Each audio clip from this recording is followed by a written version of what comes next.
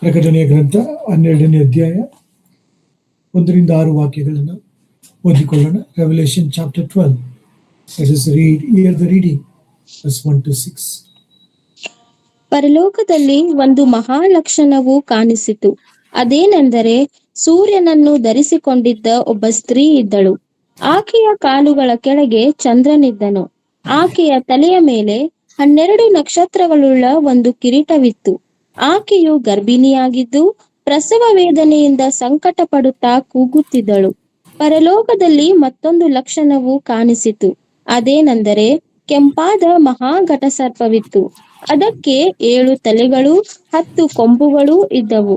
ಅದರ ತಲೆಗಳ ಮೇಲೆ 7 ಮಕುಟಗಳಿದ್ದವು. ಅದರ ಬಾಲವು ಆಕಾಶದಲ್ಲಿರುವ ನಕ್ಷತ್ರಗಳೊಳಗೆ 1/3 ಭಾಗವನ್ನು ಎಳೆದು ಭೂಮಿಗೆ ಹಾಕಿತು. ಹೆರುತ್ತಿದ್ದ ಆ ಸ್ತ್ರೀಯು ಹೆತ್ತ ಕೂಡಲೇ ಆಕೆಯ ಮಗುವನ್ನು ನುಂಗಿ ಬಿಡಬೇಕೆಂದು ಆ ಘಟಸರ್ಪವು ಅಲ್ಲೇ ಕಾದುಕೊಂಡಿತ್ತು.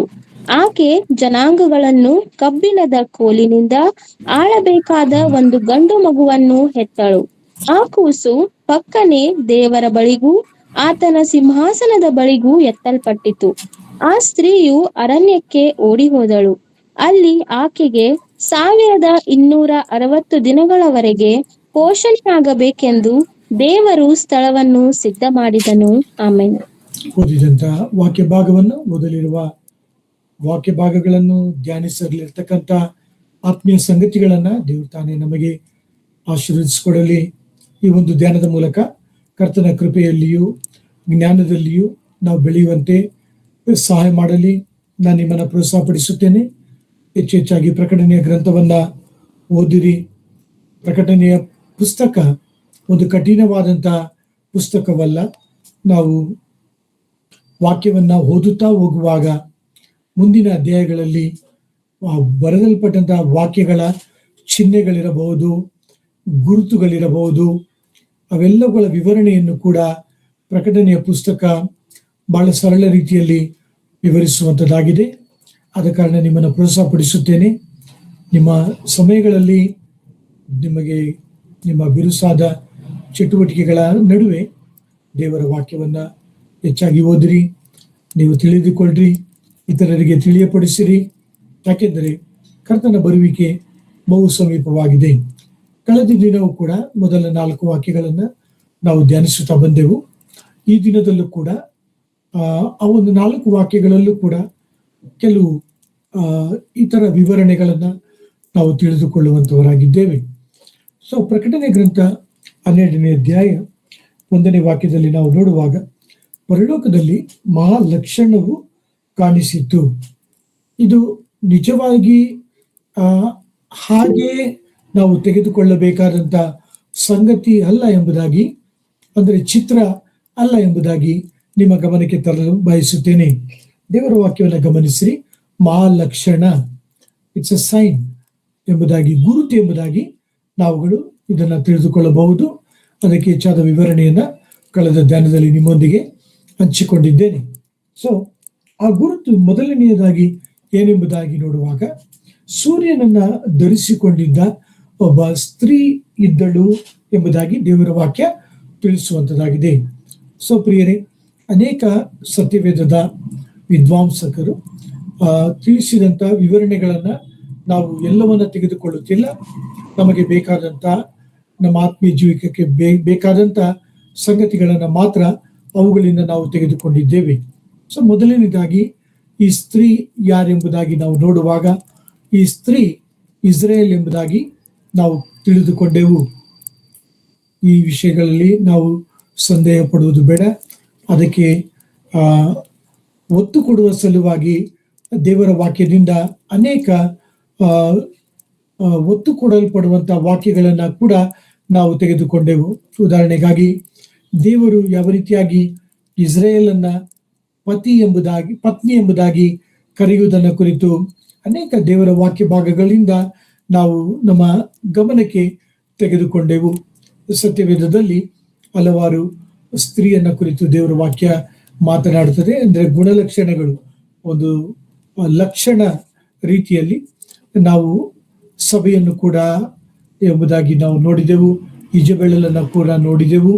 ಆದರೆ ಈ ಸ್ತ್ರೀಯನ್ನು ನಾವು ನೋಡುವಾಗ ಈ ಸ್ತ್ರೀ ಇಸ್ರೇಲನ ಕುರಿತು ಮಾತನಾಡುತ್ತದೆ ಎಂಬುದಾಗಿ ನಮ್ಮ ಆತ್ಮೀಯ ಜೀವಿತದಲ್ಲಿ ಇದನ್ನ ಅರ್ಥೈಸಿಕೊಳ್ಳೋಣ, ಆತ್ಮೀಯವಾಗಿ ಇದನ್ನ ತಿಳಿದುಕೊಳ್ಳೋಣ. ಎರಡನೇದಾಗಿ, ಆಕೆಯ ಕಾಲುಗಳ ಕೆಳಗೆ ಚಂದ್ರನಿದ್ದನು ಎಂಬುದಾಗಿ ನಾವುಗಳು ನೋಡುವಾಗ ಅದು ಆಕೆಗೆ ಕೊಟ್ಟಂತ ಒಂದು ಘನತೆ, ಆಕೆಗೆ ಕೊಟ್ಟಂತ ಒಂದು ಮಹಿಮೆಯನ್ನ ಕುರಿತು ಈ ವಾಕ್ಯ ಭಾಗ ಮಾತನಾಡುತ್ತದೆ. ಕಳೆದ ದಿನದ ಧ್ಯಾನದಲ್ಲಿ ಆ ಒಂದು ಅಂಶವನ್ನ ನಿಮ್ಮ ಗಮನಕ್ಕೆ ತರಲಿಲ್ಲ.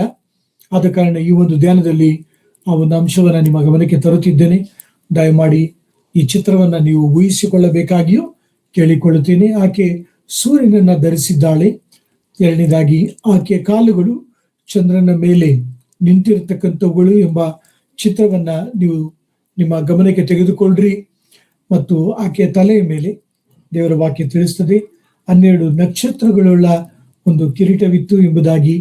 ಈ 12 ನಕ್ಷತ್ರಗಳು ಕೂಡ 12 ಇಸ್ರೇಲಿನ ಗೋತ್ರಗಳನ್ನ ಕುರಿತು ಮಾತನಾಡುತ್ತದೆ. ಆದಿಕಾಂಡದ ವಾಕ್ಯವನ್ನು ನಾವು ನಮ್ಮ ನೆನಪಿಗೆ ತೆಗೆದುಕೊಂಡೆವು. ಆದಿಕಾಂಡದಲ್ಲಿ ಯೋಸೇಫನ ಒಂದು ಸ್ವಪ್ನದಲ್ಲಿ, ಕನಸಿನಲ್ಲಿ ಕಂಡು ಬಂದಂತ ನಕ್ಷತ್ರಗಳು 11. ಪ್ರಕಟಣೆಯ ಗ್ರಂಥದಲ್ಲಿ ಯೋಸೇಫನನ್ನು ಸೇರಿಸಿ 12 ನಕ್ಷತ್ರಗಳೆಂಬುದಾಗಿ ನಾವು ತಿಳಿದುಕೊಳ್ಳುವಂತವರಾಗಿದ್ದೇವೆ. ಈ 12 ನಕ್ಷತ್ರಗಳು ಕೂಡ 12 ಇಸ್ರೇಲಿನ ಗೋತ್ರಗಳನ್ನ ಕುರಿತು ಮಾತನಾಡುತ್ತದೆ ಎಂಬುದಾಗಿ ನಮ್ಮ ಆತ್ಮೀಯ ಜೀವಿತಕ್ಕೆ ಪ್ರಯೋಜನಕರವಾಗಿ ಅವುಗಳನ್ನು ನಾವು ತೆಗೆದುಕೊಳ್ಳಬಹುದು. ಸೊ ಪ್ರಿಯ ಸಹೋದರ ಸಹೋದರಿಯರೇ, ಈ ಒಂದು ಸ್ತ್ರೀಯನ್ನ ನೋಡುವಾಗ ಆ ಸ್ತ್ರೀ ವಸ್ತ್ರವನ್ನ ಧರಿಸಿಕೊಂಡಿದ್ದಳು. ಸ್ತ್ರೀಯನನ್ನು ಧರಿಸಿದ, ಸೂರ್ಯನನ್ನು ಧರಿಸಿಕೊಂಡಿದ್ದ ಒಬ್ಬ ಸ್ತ್ರೀ ಇದ್ದಳು.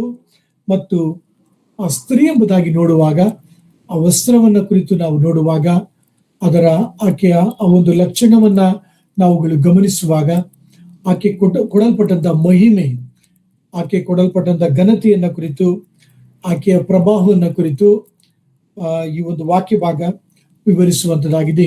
ವಾಕ್ಯಕ್ಕೆ ಒತ್ತು ಕೊಡಲು ಬಯಸುತ್ತೇನೆ. ಧರ್ಮೋಪದೇಶ ಕಾಂಡ 7ನೇ ಅಧ್ಯಾಯ 6ನೇ ವಾಕ್ಯ ಓದುವುದನ್ನು ಕೇಳಿಸಿಕೊಳ್ಳೋಣ. ಡ್ಯೂಟರಾನಮಿ ಚಾಪ್ಟರ್ 7 verse 6. ಯಾಕೆಂದರೆ ನೀವು ನಿಮ್ಮ ದೇವರಾದ ಯೆಹೋವನಿಗೆ ಮೀಸಲಾದ ಜನರಾಗಿದ್ದೀರಲ್ಲವೇ.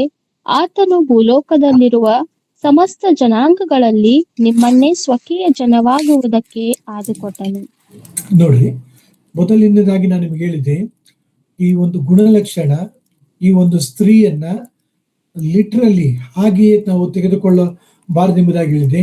ಈಗ ಈ ಒಂದು ದೇವರ ವಾಕ್ಯವನ್ನ ನಾವು ಗಮನಿಸುವಾಗ ಈ ಸ್ತ್ರೀ ಇಸ್ರೇಲಿಗೆ ಹೋಲಿಸಲ್ಪಡುತ್ತಿದೆ.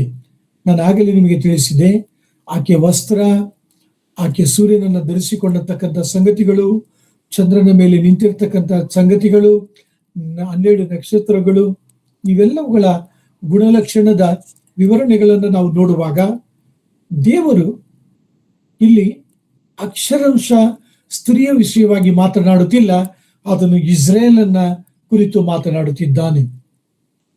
ಈ ಸಂಗತಿಗಳನ್ನ ಬಹು ಸ್ಪಷ್ಟಪಡಿಸಿಕೊಳ್ಳಬೇಕಾಗಿ ನಿಮ್ಮನ್ನ ಬಹಳ ಕಳಕಳಿಯಿಂದ ಕೇಳಿಕೊಳ್ಳುತ್ತೇನೆ. ಯಾಕೆಂದ್ರೆ ಹೆಚ್ಚು ಕಡಿಮೆ 24 ವರ್ಷಗಳ ಕಾಲ ಈ ಒಂದು ವಾಕ್ಯ, ಅದರ ವಿವರಣೆ, ಅದರ ಆತ್ಮೀಯ ಅರ್ಥವನ್ನ ತಿಳಿಯದ ಜೀವಿತವನ್ನ ನಾನು ಜೀವಿಸಿದ್ದೇನೆ.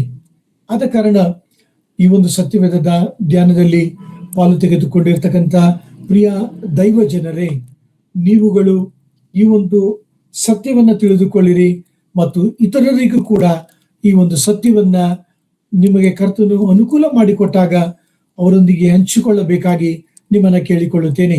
ಸೊ ಧರ್ಮೋಪದೇಶ ಕಾಂಡ 7ನೇ ಅಧ್ಯಾಯ 6ನೇ ವಾಕ್ಯದಲ್ಲಿ ನಾವು ಗಮನಿಸುವಾಗ ಇಡೀ ಜಗತ್ತಿನಲ್ಲಿ, ಇಡೀ ಪ್ರಪಂಚದಲ್ಲಿ, ವಿಶ್ವದಲ್ಲಿ ದೇವರು ಇಸ್ರೇಲನ್ನ ಸ್ವಕೀಯ ಪ್ರಜೆಯನ್ನಾಗಿ ಆತನು ಆರಿಸಿಕೊಂಡಿದ್ದಾನೆ. ಟಾಕ್ಸ್ ಅಬೌಟ್ ದ ಆನರ್, ಘನತೆ, ಇಸ್ರೇಲಿಗೆ ಕೊಟ್ಟಂತ ಒಂದು ಪ್ರಥಮ ಸ್ಥಾನ, ಡಿಗ್ನಿಟಿ ಎನ್ನ ಕುರಿತು ಈ ಒಂದು ವಾಕ್ಯ ಭಾಗ ಮಾತನಾಡುತ್ತದೆ. ಇನ್ನು ಕೆಲವು ವಾಕ್ಯಗಳ ಮೂಲಕ ಈ ವಾಕ್ಯಕ್ಕೆ ಒತ್ತು ಕೊಡಲು ಬಯಸುತ್ತೇನೆ. ಧರ್ಮೋಪದೇಶ ಕಾಂಡ 14ನೇ ಅಧ್ಯಾಯ 2ನೇ ವಾಕ್ಯವನ್ನು ಕೂಡ ನಾವು ಓದಿಕೊಳ್ಳೋಣ. ಡ್ಯೂಟರಾನಮಿ ಚಾಪ್ಟರ್ 14 verse 2.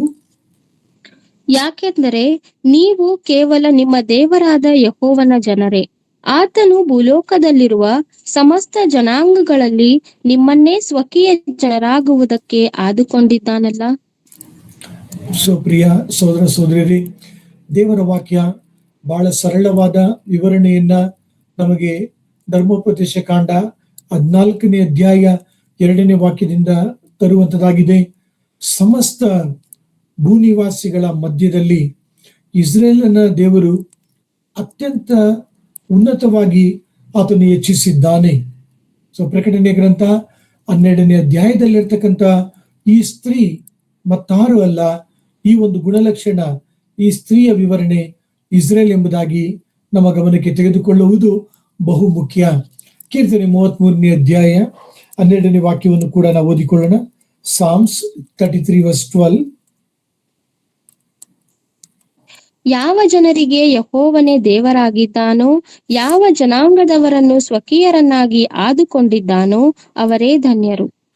ಸೊ ಯಾರನ್ನ ದೇವರು ಆರಿಸಿಕೊಂಡಿದ್ದಾನೆ, ಯಾರನ್ನ ಸ್ವಕೀಯ ಪ್ರಜೆಯನ್ನಾಗಿ ಮಾಡಿಕೊಂಡಿದ್ದಾನೆ ಎಂಬುದಾಗಿ ದೇವರ ವಾಕ್ಯವನ್ನ ನಾವು ಧ್ಯಾನಿಸುವಾಗ ಅದು ಇಸ್ರೇಲು ಎಂಬುದಾಗಿ ದೇವರ ವಾಕ್ಯ ಬಹು ಸ್ಪಷ್ಟವಾಗಿ ವಿವರಿಸುವಂತದ್ದಾಗಿದೆ.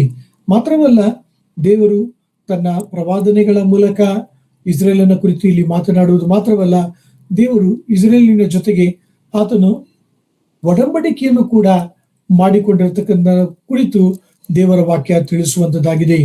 ಅಬ್ರಾಮನ ಮೂಲಕ ದೇವರು ಮಾಡಿಕೊಂಡಂತ ಒಡಂಬಡಿಕೆಯನ್ನು ಕೂಡ ಈ ಒಂದು ಇಸ್ರೇಲಿನ ಕುರಿತು ಮಾತನಾಡುವಾಗ, ಅದರ ಘನತೆಯನ್ನ ಕುರಿತು ಮಾತನಾಡುವಾಗ, ಇಸ್ರೇಲಿನ ಮಹಿಮೆಯನ್ನ ಕುರಿತು ಮಾತನಾಡುವಾಗ, ಇಸ್ರೇಲಿನ ಸ್ಥಾನವನ್ನ ಕುರಿತು ಮಾತನಾಡುವಾಗ ಈ ಎಲ್ಲ ವಾಕ್ಯ ಭಾಗಗಳು ಕೂಡ ಅದಕ್ಕೆ ಮತ್ತು ಆ ವಾಕ್ಯವನ್ನ, ವಿವರಣೆಗಳನ್ನ ನಂಬುವಂತೆ ನಮಗೆ ಸಹಾಯವನ್ನ ಮಾಡುವಂತದ್ದಾಗಿದೆ. ಧರ್ಮೋಪದೇಶ ಆದಿಕಾಂಡ 12ನೇ ಅಧ್ಯಾಯ 1-2 ವಾಕ್ಯವನ್ನು ಕೂಡ ನಾವು ಓದಿಕೊಳ್ಳೋಣ. Genesis chapter 12 verse 1 and 2. ಯೆಹೋವನು ಅಬ್ರಾಮನಿಗೆ, ನೀನು ಸ್ವದೇಶವನ್ನು, ಬಂಧು ಬಳಗವನ್ನು, ತಂದೆಯ ಮನೆಯನ್ನು ಬಿಟ್ಟು ನಾನು ತೋರಿಸುವ ದೇಶಕ್ಕೆ ಹೊರಟು ಹೋಗು. ನಾನು ನಿನ್ನನ್ನು ದೊಡ್ಡ ಜನಾಂಗವಾಗುವಂತೆ ಮಾಡಿ ಆಶೀರ್ವದಿಸಿ ನಿನ್ನ ಹೆಸರನ್ನು ಪ್ರಖ್ಯಾತಿಗೆ ತರುವೆನು. ದೇವರು ಇಸ್ರೇಲನ ತನ್ನ ಜನರನ್ನಾಗಿ, ತನ್ನ ಜನಾಂಗವನ್ನಾಗಿ ಇಡೀ ಬ್ರಹ್ಮಾಂಡದಲ್ಲಿ ಇಡೀ ವಿಶ್ವದಿಂದ ದೇವರು ಆರಿಸಿಕೊಂಡಿದ್ದಾನೆ ಎಂಬ ಸಂಗತಿಯನ್ನ ದಯಮಾಡಿ ಮನದಟ್ಟು ಮಾಡಿಕೊಳ್ಳಬೇಕಾಗಿ ಬಹು ಕಳಕಳಿಯಿಂದ ಕೇಳಿಕೊಳ್ಳುತ್ತೇನೆ.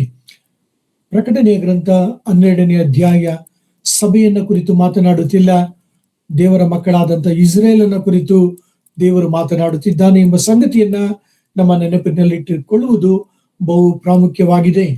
ಸೊ ಪ್ರಿಯರೇ, ಈ ಒಂದು ಚಂದ್ರನ ಮೇಲೆ ಆಕೆಯ ಪಾದಗಳು ನಿಂತಿರುವಂತಹ ಸಂಗತಿಗಳನ್ನ ಕುರಿತು ನಾವು ನೋಡುವಾಗ, ಈ ಇಸ್ರೇಲಿನ ಒಂದು ಸಮಯ, ಇಸ್ರೇಲಿನ ಒಂದು ಕಾಲ ಅಥವಾ ಋತುಗಳು, ಇವುಗಳಲ್ಲಿ ಅವರು ಚಂದ್ರನ ಆ ಒಂದು ಸಮಯವನ್ನ ಅಥವಾ ಆ ಉಲ್ಲೇಖವನ್ನ ಮಾಡುವುದನ್ನ ಕುರಿತು ದೇವರ ವಾಕ್ಯ ಮಾತನಾಡುವಂತದ್ದಾಗಿದೆ.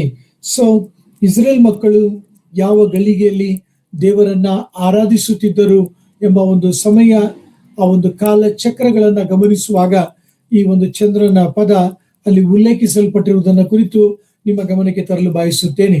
ಅರಣ್ಯಕಾಂಡ ನಂಬರ್ಸ್ ಚಾಪ್ಟರ್ 29 verse 5-6 ಓದುವುದನ್ನು ಕೇಳಿಸಿಕೊಳ್ಳೋಣ. ಸಂಖ್ಯಾಕಾಂಡ, ಅರಣ್ಯಕಾಂಡ 29ನೇ ಅಧ್ಯಾಯ 5-6 ವಾಕ್ಯಗಳು ಓದುವುದನ್ನು ಕೇಳಿಸಿಕೊಳ್ಳೋಣ. ದೋಷ ಪರಿಹಾರಕ ಯಜ್ಞಕ್ಕಾಗಿ ಒಂದು ಹೋತವನ್ನು ತಂದು ಸಮರ್ಪಿಸಬೇಕು. ಅಮಾವಾಸ್ಯೆಯಲ್ಲಿಯೂ ದಿನಂಪ್ರತಿಯೂ ಮಾಡಬೇಕಾದ ಸರ್ವಾಂಗ ಹೋಮಗಳನ್ನು, ಅವುಗಳಿಗೆ ನೇಮಕವಾದ ಧಾನ್ಯ, ದ್ರವ್ಯ, ಪಾನದ್ರವ್ಯ, ನೈವೇದ್ಯಗಳನ್ನು ಮಾತ್ರವಲ್ಲದೆ ಮೇಲೆ ಕಂಡ ಯಜ್ಞಗಳನ್ನು ಹೆಚ್ಚಾಗಿ ಮಾಡಬೇಕು. ಅವು ಯೆಹೋವನಿಗೆ ಸುಗಂಧ ಹೋಮವಾಗಿರುವವು.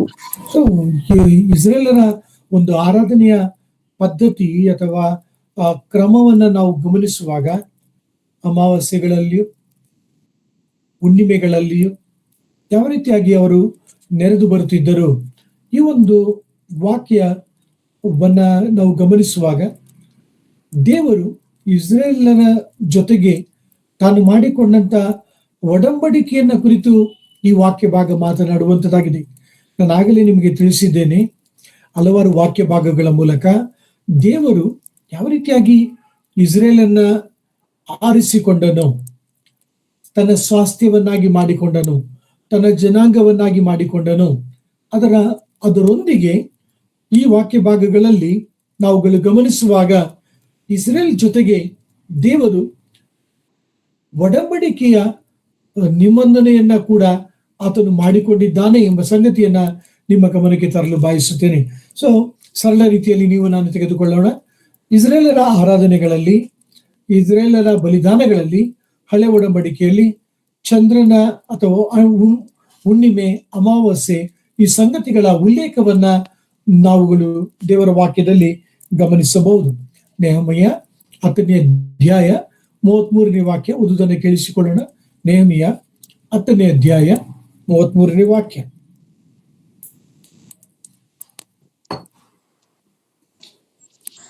ಆಹನವು ದೇವರ ಸನ್ನಿಧಿಯಲ್ಲಿಡತಕ್ಕ ರೊಟ್ಟಿ, ನಿತ್ಯ ಧಾನ್ಯ ನೈವೇದ್ಯ ಇವುಗಳಿಗೋಸ್ಕರವೂ ನಿತ್ಯ ಸರ್ವಾಂಗ ಹೋಮ ಮತ್ತು ಸಬ್ಬತ್ ದಿನ, ಅಮಾವಾಸ್ಯೆ, ಜಾತ್ರೆ ಇವುಗಳಲ್ಲಿ ಮಾಡತಕ್ಕ ಸರ್ವಾಂಗ ಹೋಮ, ಸಮಾಧಾನ ಯಜ್ಞ, ಇಸ್ರಾಯೇಲರ ದೋಷ ಪರಿಹಾರಾರ್ಥವಾದ ಯಜ್ಞ ಇವುಗಳಿಗೋಸ್ಕರವೂ ನಮ್ಮ ದೇವಾಲಯ ಸಂಬಂಧವಾದ ಬೇರೆ ಎಲ್ಲಾ ಕೆಲಸಕ್ಕೋಸ್ಕರವೂ ವೆಚ್ಚವಾಗಬೇಕು. ಸುಪ್ರಿಯರೇ, ಈ ಎಲ್ಲ ವಾಕ್ಯಗಳು ಈಗ ನಾನು ನಿಮ್ಮೊಂದಿಗೆ ಹಂಚಿಕೊಂಡಂತ ದೇವರು ಇಸ್ರೇಲಿನೊಂದಿಗೆ ಮಾಡಿಕೊಂಡಂತ ಒಡಂಬಡಿಕೆಯ ನಿಬಂಧನೆಯನ್ನು ಕುರಿತು ಮಾತನಾಡುವಂಥದ್ದಾಗಿದೆ. ಸೊ ಕಳೆದ ದಿನದ ಧ್ಯಾನಗಳಲ್ಲಿ ಈ ಸಂಗತಿಗಳನ್ನ ನಾವು ಧ್ಯಾನಿಸಿರಲಿಲ್ಲ. ಸೊ ಆದ ಕಾರಣ ಈ ಒಂದು ಧ್ಯಾನದಲ್ಲಿ ಅವುಗಳನ್ನ ಸೂಕ್ಷ್ಮವಾಗಿ ನಿಮ್ಮ ಗಮನಕ್ಕೆ ತಂದಿದ್ದೇನೆ. ಸೊ ನೀವು ನಾನು ಪ್ರಕಟಣೆ ಗ್ರಂಥ 12ನೇ ಅಧ್ಯಾಯವನ್ನು ನಾವು ಓದುವಾಗ ಬಹಳ ಸ್ಪಷ್ಟವಾಗಿ ಪರಲೋಕದಲ್ಲಿ ಒಂದು ಮಹಾಲಕ್ಷಣವು ಕಾಣಿಸಿತು. ಅದೇನೆಂದರೆ ಸೂರ್ಯನನ್ನ ಧರಿಸಿದಂತ ಸ್ತ್ರೀ. ಈ ಸ್ತ್ರೀ ಯಾರು? ಬಹಳ ಸ್ಪಷ್ಟವಾಗಿ ದೇವರ ವಾಕ್ಯದ ಮೂಲಕ ನೀವು ನಾನು ತಿಳಿದುಕೊಂಡಂತ ಒಂದು ಆತ್ಮೀಯ ಸಂಗತಿ ಏನೆಂದರೆ, ಈ ಸ್ತ್ರೀ ಇಸ್ರೇಲ್ ಆಗಿದ್ದಾಳೆ. ಈ ಸ್ತ್ರೀ ನಿಜವಾದ ಒಂದು ಸ್ತ್ರೀ ಅಲ್ಲ, ಆಕೆ ಇಸ್ರೇಲನ ಕುರಿತು ಮಾತನಾಡುತ್ತಾಳೆ ಎಂಬ ಸಂಗತಿಯನ್ನ ನಾವುಗಳು ಕಲಿತುಕೊಂಡಿದ್ದೇವೆ. ಕಲಿತುಕೊಳ್ಳಿರಿ, ಇತರರಿಗೆ ಕಲಿಸಿರಿ. ಯಾಕೆಂದರೆ ಅನೇಕ ಕಡೆಗಳಲ್ಲಿ ತಪ್ಪಾದ ಬೋಧನೆಗಳನ್ನ ನೀವು ನಾನು ಕೊಳ್ಳತಕ್ಕಂಥವರಾಗಿದ್ದೇವೆ. ಎಷ್ಟು ದುರದೃಷ್ಟಕರವಾದ ಸಂಗತಿ ಎಲ್ಲವೇ ಪ್ರಿಯ ಸೋದರ ಸೋದರಿಯರೇ. ಆದ ಕಾರಣ ನಿಮ್ಮನ್ನ ಕಳಕಳಿಯಿಂದ ಕೇಳಿಕೊಳ್ಳುತ್ತೇನೆ, ದೇವರ ವಾಕ್ಯವನ್ನ ನೀವು ಈ ರೀತಿಯಾಗಿ ಧ್ಯಾನಿಸುವಾಗ ನೀವು ಸತ್ಯ ಬೋಧನೆಯಲ್ಲಿ ನಿಂತುಕೊಳ್ಳಬಹುದು. ತಪ್ಪಾದ ಬೋಧನೆಗಳನ್ನ ಮಾಡುವಂತವರಿಗೆ ನೀವು ಮಾರ್ಗದರ್ಶನ ಮಾಡಬಹುದು. ಅವರನ್ನ ಖಂಡಿಸಬೇಕೆಂಬುದಾಗಿ ಅರ್ಥವಲ್ಲ.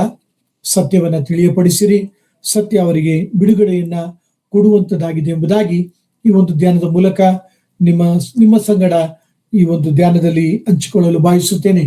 ಮರೆಯಬೇಡ್ರಿ, ಆದಿಕಾಂಡ 37ನೇ ಅಧ್ಯಾಯ 9ರಿಂದ 11 ವಾಕ್ಯಗಳು ಯೋಸೇಫನ ಆ ಒಂದು ಕನಸು, ಪ್ರಕಟಣೆ ಗ್ರಂಥ 12ನೇ ಅಧ್ಯಾಯದ ಕನಸಿಗೆ ಸಮೀಪವಾದಂತಹ ಕನಸು ಎಂಬುದಾಗಿ ನಿಮ್ಮ ಗಮನಕ್ಕೆ ತರಲು ಬಯಸುತ್ತೇನೆ. ಸೂರ್ಯ ಯಾಕೋಬನನ್ನ ಕುರಿತು ಮಾತನಾಡುತ್ತದೆ. ಚಂದ್ರ ಯಾಕೋಬನ ಮಡದಿಯನ್ನ ಕುರಿತು, ರಾಹೇಲನ ಕುರಿತು ಮಾತನಾಡುತ್ತದೆ. 12 ನಕ್ಷತ್ರಗಳು ಯಾಕೋಬನ 12 ಮಕ್ಕಳುಗಳನ್ನ ಕುರಿತು ಮಾತನಾಡುತ್ತದೆ. ಆ 12 ಮಕ್ಕಳುಗಳು 12 ಗೋತ್ರವನ್ನ ಕುರಿತು ಮಾತನಾಡುತ್ತದೆ. ಚಂದ್ರ ದೇವರು ಇಸ್ರೇಲರ ಜೊತೆಗೆ ಮಾಡಿಕೊಂಡಂತ ನಿಬಂಧನೆಯನ್ನ ಕುರಿತು ಮಾತನಾಡುತ್ತದೆ. ಈ ಒಂದು ಚಿತ್ರ, ಈ ಒಂದು ಗುಣಲಕ್ಷಣ ಇಸ್ರೇಲರ ಮಹಿಮೆ, ಇಸ್ರೇಲರ ಪ್ರಭಾವ, ಇಸ್ರೇಲರ ಘನತೆ, ಇಸ್ರೇಲರ ಒಂದು ಸ್ಥಾನ, ಇಸ್ರೇಲರ ಒಂದು ಮಾನ, ಇವುಗಳನ್ನ ಕುರಿತು ಮಾತನಾಡುವಂತದ್ದಾಗಿದೆ.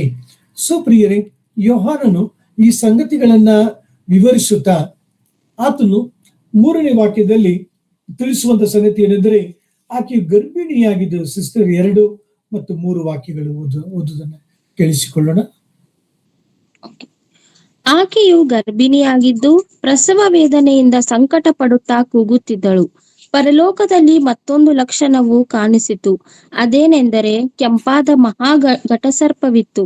ಅದಕ್ಕೆ 7 ತಲೆಗಳು 10 ಕೊಂಬುಗಳು ಇದ್ದವು. ಅದರ ತಲೆಗಳ ಮೇಲೆ 7 ಮಕುಟಗಳಿದ್ದವು. ಸೊ ಈ ಸ್ತ್ರೀ ಹೇಗಿದ್ದಾಳೆ, ಆಕೆ ಯಾವ ಒಂದು ಪರಿಸ್ಥಿತಿಯನ್ನ ಎದುರಿಸುತ್ತಿದ್ದಾಳೆ ಎಂಬುದಾಗಿ ನೋಡುವಾಗ ಯೋಹಾನನು ಆಕೆ ಪ್ರಸವ ವೇದನೆಯಿಂದ ಸಂಕಟ ಪಡುತ್ತಾ ಕೂಗುತ್ತಿದ್ದಳು ಎಂಬುದಾಗಿ ವಿವರಿಸುತ್ತಿದ್ದಾನೆ. ವಾಕ್ಯಕ್ಕೆ ಒತ್ತು ಕೊಡಲು ಬಯಸುತ್ತೇನೆ. ಪುನಃ ಈ ಸ್ತ್ರೀ ಯಾರು? ಯೆಶಾಯ ಬರೆದ ಪ್ರವಾದನೆಯ ಗ್ರಂಥ 26ನೇ ಅಧ್ಯಾಯ 17 ಮತ್ತು 18 ವಾಕ್ಯಗಳು ಓದುವುದನ್ನು ಕೇಳಿಸಿಕೊಳ್ಳೋಣ. Isaiah chapter 26 verse 17 and 18.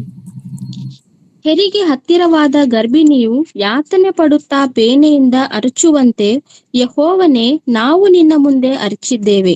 ನಾವು ಗರ್ಭಧರಿಸಿ ವೇದನೆ ಪಟ್ಟು ಗಾಳಿಯನ್ನು ಹಡೆದಂತಾಯಿತು. ದೇಶಕ್ಕೆ ನಮ್ಮಿಂದ ಯಾವ ಉದ್ಧಾರವೂ ಆಗಲಿಲ್ಲ, ನಮ್ಮೊಳಗೆ ಯಾವ ಭೂನಿವಾಸಿಗಳೂ ಹುಟ್ಟಲಿಲ್ಲ. ಸೊ ಪ್ರಿಯನೇ, ಪುನಃ ನಾನು ನಿಮ್ಮ ಗಮನಕ್ಕೆ ತರುವಂತ ಸಂಗತಿ ಏನೆಂದರೆ, ಈ ಸ್ತ್ರೀ ಸಭೆ ಅಲ್ಲ. ಯಾಕೆಂದರೆ ಯಜ್ಞದ ಕುರಿಯಾದಾತನಾದ ಕರ್ತನಾದ ಯೇಸು ಕ್ರಿಸ್ತನ ಜೊತೆಗೆ ಸಭೆ ಇನ್ನೂ ವಿವಾಹವಾಗಿಲ್ಲ. ಈ ವಾಕ್ಯಗಳು ಬಹು ಸ್ಪಷ್ಟವಾಗಿ ಇಸ್ರೇಲನ ಕುರಿತು ಮಾತನಾಡುತ್ತದೆ. ಈ ಗರ್ಭಿಣಿ ಸ್ತ್ರೀ, ಪ್ರಸವ ವೇದನೆಯನ್ನ ಪಡುತ್ತಿರತಕ್ಕಂಥ ಈ ಸ್ತ್ರೀ ಇಸ್ರೇಲ್ ಆಗಿದೆ ಎಂಬ ಸಂಗತಿಯನ್ನ ನಿಮ್ಮ ಗಮನಕ್ಕೆ ತೆಗೆದುಕೊಳ್ಳಬೇಕಾಗಿ ಕೇಳಿಕೊಳ್ಳುತ್ತೇನೆ. ಯಾಕೆಂದರೆ ಪ್ರಕಟಣೆ ಗ್ರಂಥ 19ನೇ ಅಧ್ಯಾಯ 7-9 ವಾಕ್ಯಗಳಲ್ಲಿ ನಾವು ಸಭೆ ಮೊದಲಗಿತ್ತಿ ಕರ್ತನಾದ ಯೇಸು ಕ್ರಿಸ್ತನು ಮೊದಲಿಂಗನು ನಡುವೆ ವಿವಾಹವಾಗುವುದನ್ನು ಕುರಿತು ಮುಂದಿನ ಆ ಅಧ್ಯಾಯಗಳಲ್ಲಿ ನಾವುಗಳು ಧ್ಯಾನಿಸಲಿದ್ದೇವೆ. ಆದರೆ ಈ ಸ್ತ್ರೀ ಸಭೆಗೆ ಸಾದೃಶ್ಯವಲ್ಲ, ಈ ಸ್ತ್ರೀ ಸಭೆಗೆ ಹೋಲಿಸಲ್ಪಡುವುದಿಲ್ಲ. ಕೆಲವು ವಿವರಣೆಯನ್ನ ಈ ಒಂದು ಸಂಕಟ ಪಡುತ್ತಿದ್ದಳು ಅಥವಾ ಪ್ರಸವ ವೇದನೆಯಿಂದ ಕೂಗುತ್ತಿದ್ದಳು, ಸಂಕಟದಿಂದ ಕೂಗುತ್ತಿದ್ದಳು ಎಂಬ ವಾಕ್ಯಕ್ಕೆ ಒತ್ತು ಕೊಡಲು ಬಯಸುತ್ತೇನೆ. ಸೊ ಯಾರೆಲ್ಲ ವಿವಾಹವಾಗಿದ್ದೀರೋ ಅವರೆಲ್ಲರಿಗೂ ಕೂಡ ಈ ಪ್ರಸವ ವೇದನೆಯ ಸಂಕಟ ಏನೆಂಬುದಾಗಿ ಗೊತ್ತಿದೆ. ಸ್ತ್ರೀಯರಿಗೆ ವಿಶೇಷವಾಗಿ ವಿವಾಹವಾಗದಂಥವರಿಗೆ ಅಧಿಕವಾಗಿ ಇದರ ವೇದನೆಯ ಒಂದು ಆಳ ತಿಳಿಯದೇ ಇರಬಹುದು. ಯಾಕೆಂದರೆ ಈ ವಾಕ್ಯಕ್ಕೆ ಒತ್ತು ಕೊಡುವ ಸಲುವಾಗಿ ನಾನು ನಿಮ್ಮ ಗಮನಕ್ಕೆ ಈ ಅಂಶವನ್ನ ತರುತ್ತಿದ್ದೇನೆ. ಆಕೆ ಸಂಕಟ ಪಡುತ್ತಾ ಕೂಗುತ್ತಿದ್ದಳು, ಪ್ರಸವ ವೇದನೆಯನ್ನ ಆಕೆ ಅನುಭವಿಸುತ್ತಿದ್ದಳು. ಇದು ಏನನ್ನು ಕುರಿತು ಮಾತನಾಡುತ್ತದೆ? ಪ್ರಿಯ ಸೋದರ ಸೋದರಿಯರೇ, ಇದು ಇಸ್ರೇಲ್ ಮಕ್ಕಳು ತಮ್ಮ ಜೀವಿತದಲ್ಲಿ ಅವರು ಹೊಂದಿದಂತ ಅಥವಾ ಅವರು ಸಹಿಸಿಕೊಂಡಂತ ಹಿಂಸೆಯನ್ನ ಕುರಿತು ಮಾತನಾಡುತ್ತದೆ. ಪ್ರಿಯ ದೈವ ಜನರೇ, ದೇವರ ವಾಕ್ಯ ಬಹಳ ಸ್ಪಷ್ಟವಾಗಿ ತಿಳಿಸುವಂತ ಸಂಗತಿ ಏನೆಂದರೆ, ಆದಿಕಾಂಡ 3ನೇ ಅಧ್ಯಾಯ 15ನೇ ವಾಕ್ಯ ಓದುವುದನ್ನು ಕೇಳಿಸಿಕೊಳ್ಳೋಣ. Genesis chapter 3 verse 50. ನಿನಗೂ ಈ ಸ್ತ್ರೀಗೂ ನಿನ್ನ ಸಂತಾನಕ್ಕೂ ಈ ಸ್ತ್ರೀಯ ಸಂತಾನಕ್ಕೂ ಹಗೆತನವಿರುವ ಹಾಗೆ ಮಾಡುವೆನು. ಈಕೆಯ ಸಂತಾನವು ನಿನ್ನ ತಲೆಯನ್ನು ಜಜ್ಜುವುದು, ನೀನು ಅದರ ಹಿಮ್ಮಡಿಯನ್ನು ಕಚ್ಚುವಿ ಎಂದು ಹೇಳಿದನು. ಇಲ್ಲಿ ದೇವರು ವಾಗ್ದಾನ ಮಾಡಿದ್ದಾನೆ.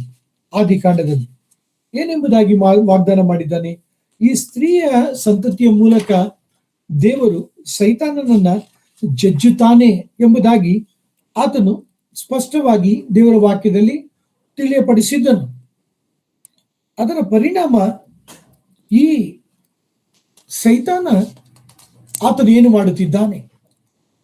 ಪ್ರಾರಂಭದಿಂದ ಈ ಸ್ತ್ರೀಯ ಸಂತತಿಯನ್ನ ನಾಶ ಮಾಡಬೇಕು, ನಿರ್ನಾಮಗೊಳಿಸಬೇಕೆಂಬುದಾಗಿ ಆತನು ಪ್ರಯತ್ನಿಸುತ್ತಿದ್ದಾನೆ. ಆದ ಕಾರಣ ದೇವರ ವಾಕ್ಯ ಬಹಳ ಸ್ಪಷ್ಟವಾಗಿ ನಾವುಗಳು ಗಮನಿಸುವುದಾದರೆ, ಆದಿಕಾಂಡದಲ್ಲಿ ನಾವು ಧ್ಯಾನಿಸುತ್ತೇವೆ, ಏಬೆಲನು ಕೊಲ್ಲಲ್ಪಟ್ಟನು. ದೇವರು ಆ ಒಂದು ಹೇಬೆಲನಿಗೆ ಬದಲಾಗಿ ಸೇತನನ್ನ ದೇವರು ಒದಗಿಸಿಕೊಟ್ಟನು, ಕೈನನಲ್ಲ. ಆ ರೀತಿಯಾಗಿ ನಾವುಗಳು ಆದಿಕಾಂಡದಿಂದ ಧ್ಯಾನಿಸುತ್ತಾ ಬರುವಾಗ ಆಯಾ ಸಮಯಗಳಲ್ಲಿ ಸೈತಾನನು ಈ ಸ್ತ್ರೀಯ ಸಂತತಿಯನ್ನ ನಾಶ ಮಾಡಬೇಕು, ಆ ಸ್ತ್ರೀಯ ಸಂತತಿಯ ಮೂಲಕ ಕರ್ತನಾದ ಯೇಸು ಕ್ರಿಸ್ತನು ಈ ಲೋಕಕ್ಕೆ ಬರಬಾರದು, ಆತನು ಶಿಲುಬೆಯ ಮೇಲೆ ಪ್ರಾಣ ಕೊಡಬಾರದು, ನೀವು ನಾನು ನಮ್ಮ ನೆನಪುಗಳನ್ನ ಕೆದಕಿಕೊಳ್ಳೋಣ. ಯೇಸು ಸ್ವಾಮಿ ಪೇತ್ರನ ಜೊತೆಗೆ ಶಿಷ್ಯರ ಜೊತೆಗೆ ಶಿಲುಬೆಯ ಮರಣವನ್ನ ಕುರಿತು ಮಾತನಾಡುವಾಗ ಪೇತ್ರನ ಯೇಸು ಸ್ವಾಮಿಯನ್ನ ಬೆದರಿಸಿದನು, ತಿಳಿಸಿದನು, ಸ್ವಾಮಿ ಇದು ನಿನಗೆ ಎಂದಿಗೂ ಕೂಡ ಆಗಬಾರದು, ಇದು ಬೇರೆಯವ್ರಿಗಾಗ್ಲಿ, ನಿನಗೆ ಆಗಬಾರದು, ಶಿಲುಬೆ ಬೇಡ, ಶಿಲುಬೆಯ ಮರಣ ನಿನಗೆ ಬೇಡ ಎಂಬುದಾಗಿ ಯೇಸು ಸ್ವಾಮಿ ಸೈತಾನನಿಗೆ ಹೇಳಿದನು. ಯೇಸು ಸ್ವಾಮಿ ಪೇತ್ರನಿಗೆ ಸೈತಾನನೇ ನನ್ನನ್ನು ಬಿಟ್ಟು ದೂರ ಹೋಗು ಎಂಬುದಾಗಿ ತಿಳಿಸಿದನು. ತದನಂತರ ದಿನಗಳಲ್ಲಿ ನಾವು ಇಸ್ರಾಯೇಲರ ಚರಿತ್ರೆಯಲ್ಲಿ ನಾವು ನೋಡುವಾಗ ಫರೋಹನು ಆತನು ದೇವರ ಮಕ್ಕಳಿಗೆ ಎದುರಿಯಾದನು. ಎಜೆಕೇಲನ ಗ್ರಂಥದಲ್ಲಿ ನಾವು ಓದ್ತೇವೆ, ಆತನು ಯಾವ ರೀತಿಯಾಗಿ ಶತ್ರುತ್ವವನ್ನ ಬಯಲುಪಡಿಸಿದನು. ಎಜೆಕೇಲ 29ನೇ ಅಧ್ಯಾಯ 1-5 ವಾಕ್ಯಗಳು ಓದುವುದನ್ನು ಕೇಳಿಸಿಕೊಳ್ಳೋಣ. ಎಜೆಕೇಲ್ ಚಾಪ್ಟರ್ 29 verse 1-5. ಯೆಹೋಯಾಕೀನನು ಸೆರೆಯಾದ 10ನೇ ವರುಷದ 10ನೇ ತಿಂಗಳಿನ 12ನೇ ದಿನದಲ್ಲಿ ಯೆಹೋವನು ಈ ವಾಕ್ಯವನ್ನು ನನಗೆ ದಯಪಾಲಿಸಿದನು. ನರಪುತ್ರನೇ, ನೀನು ಐಗುಪ್ತದ ಅರಸನಾದ ಫರೋಹನ ಕಡೆಗೆ ಮುಖ ಮಾಡಿ ಅವನ ವಿಷಯದಲ್ಲಿಯೂ ಐಗುಪ್ತರೆಲ್ಲರ ವಿಷಯದಲ್ಲಿಯೂ ಹೀಗೆ ನುಡಿ. ಕರ್ತನಾದ ಯೆಹೋವನು ಇಂತೆನ್ನುತ್ತಾನೆ, ಐಗುಪ್ತದ ಅರಸನಾದ ಫರೋಹನೇ, ನಿನ್ನ ನದಿ ಶಾಖೆಗಳ ನಡುವೆ ಒರಗಿಕೊಂಡು, ಈ ನದಿಯು ನನ್ನದೇ, ನನಗಾಗಿಯೇ ಮಾಡಿಕೊಂಡದು ಅಂದುಕೊಳ್ಳುವ ಪೆರ್ಮೋಸಳೇ, ಇಗೋ ನಾನು ನಿನಗೆ ವಿರುದ್ಧನಾಗಿದ್ದೇನೆ.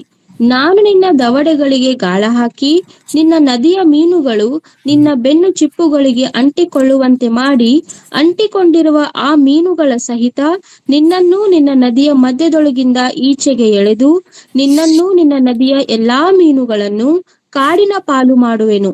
ನೀನು ಬಯಲಿನಲ್ಲಿ ಬಿದ್ದಿರುವಿ, ನಿನ್ನನ್ನು ಯಾರೂ ಹೊರರು ಹೂ ನೀಡರು. ನಾನು ನಿನ್ನನ್ನು ಭೂಜಂತುಗಳಿಗೆ ಆಕಾಶ ಪಕ್ಷಿಗಳಿಗೂ ಆಹಾರ ಮಾಡಿದ್ದೇನೆ. ಈ ಒಂದು ವಾಕ್ಯ ಭಾಗ ಬಹು ಸ್ಪಷ್ಟವಾಗಿ ಯಾವ ರೀತಿಯಾಗಿ ಫರೋಹ ದೇವರಿಗೆ ವೈರಿಯಾಗಿ ಶತ್ರುವಾಗಿ ಕಂಡು ಬಂದನೆಂಬುದಾಗಿ ಬಹು ಸ್ಪಷ್ಟವಾಗಿ ವಿವರಿಸುವಂತದ್ದಾಗಿದೆ. ವಾಕ್ಯವನ್ನ ನನ್ನೊಂದಿಗೆ ಧ್ಯಾನಿಸುತ್ತಿರುವ ಪ್ರಿಯ ದೈವ ಜನರೇ, ಇಸ್ರಾಯೇಲರ ಒಂದು ವೇದನೆ, ಇಸ್ರಾಯೇಲರ ಒಂದು ಶ್ರಮೆಗಳು ಈ ಪ್ರಕಟಣೆ ಗ್ರಂಥ 12ನೇ ಅಧ್ಯಾಯದ ವಾಕ್ಯಕ್ಕೆ ಹೋಲಿಸಲ್ಪಡುತ್ತಿದೆ. ಆಕೆ ಗರ್ಭಿಣಿಯಾಗಿದ್ದಳು, ಪ್ರಸವ ವೇದನೆಯಿಂದ ಸಂಕಟ ಪಟ್ಟು ಕೂಗುತ್ತಿದ್ದಳು. ಮೋಶೆಯ ಸಮಯದಲ್ಲಿ ಎಷ್ಟಾಗಿ ಫರೋಹ ದೇವರ ಮಕ್ಕಳನ್ನ ಹಿಂಸೆ ಪಡಿಸಿದನು ಎಂಬ ಸಂಗತಿಯನ್ನ ನೆನಪು ಮಾಡಿಕೊಳ್ಳಿರಿ. ಅವರ ಒಂದು ಸಂಕಟ, ಅವರ ಒಂದು ವೇದನೆ, ಅವರ ಒಂದು ಪ್ರಾರ್ಥನೆ ದೇವರಿಗೆ ಮುಟ್ಟಿತು ಎಂಬುದಾಗಿ ವಿಮೋಚನಾ ಕಾಂಡದಲ್ಲಿ ನಾವುಗಳು ಓದುವಂತವರಾಗಿದ್ದೇವೆ ಮತ್ತು ತಿಳಿದುಕೊಳ್ಳುವಂತವರಾಗಿದ್ದೇವೆ. ತದನಂತರ ದಿನಗಳಲ್ಲೂ ಕೂಡ ದೇವರ ವಾಕ್ಯ ಬಹು ಸ್ಪಷ್ಟವಾಗಿ ತಿಳಿಸುತ್ತದೆ ಮತ್ತು ಇಬ್ರಿಯ ಪತ್ರಿಕೆ 11ನೇ ಅಧ್ಯಾಯದಲ್ಲಿ ಸತ್ಯವೇದದ ವಿದ್ವಾಂಸಕರು ಕೂಡ ತಮ್ಮ ವಿದ್ವಾಂಸಗಳ ಪುಸ್ತಕಗಳಲ್ಲಿ ವಿವರಿಸಿದ್ದಾರೆ. ರೋಮಲ್ಲಿರ್ತಕ್ಕಂಥ ನೀರೋ ಚಕ್ರವರ್ತಿ ಅವನು ಎಷ್ಟೊಂದು ಪೈಶಾಚಿಕ ವ್ಯಕ್ತಿ ಎಂಬುದಾಗಿ ನೋಡುವಾಗ, ಯಾವ ರೀತಿಯಾಗಿ ನಡೆದುಕೊಂಡನು ಎಂಬುದಾಗಿ ನೋಡುವಾಗ,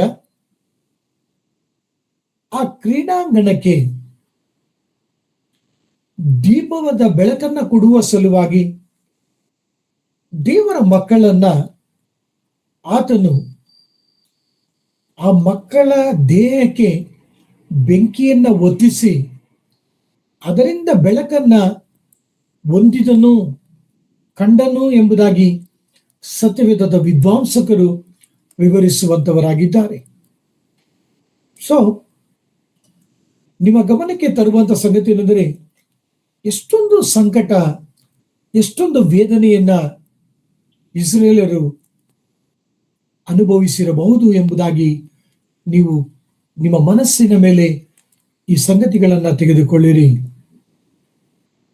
ಸಂತ ಪೌಲನು ಕೂಡ ಈ ನೀರೋ ಚಕ್ರವರ್ತಿಯಿಂದ ಶಿರಚ್ಛೇದನ ಮಾಡಲ್ಪಟ್ಟನೆಂಬುದಾಗಿ ಸತ್ಯವೇದದ ವಿದ್ವಾಂಸರು ಬಹು ಸ್ಪಷ್ಟವಾಗಿ ಸ್ಪಷ್ಟಪಡಿಸಿದ್ದಾರೆ. ಆದಿಯಿಂದ ಪ್ರಾರಂಭದಿಂದ ಸೈತಾನನು ಇಸ್ರೇಲನ್ನ ಹಿಂಸೆ ಪಡಿಸುವಂತ ವ್ಯಕ್ತಿಯಾಗಿ ಕಂಡುಬರುತ್ತಿದ್ದಾನೆ. ವಾಕ್ಯವನ್ನ ಆಲಿಸುತ್ತಿರುವಂತಹ ಪ್ರಿಯ ಸಹೋದರ ಸಹೋದರಿಯರಿ, ಇಡೀ ಜಗತ್ತಿನಲ್ಲಿ ಇಸ್ರೇಲ್ ಒಂದು ದೊಡ್ಡ ದೇಶವಲ್ಲ, ಅದು ಒಂದು ಬಹು ಸಣ್ಣ ದೇಶ.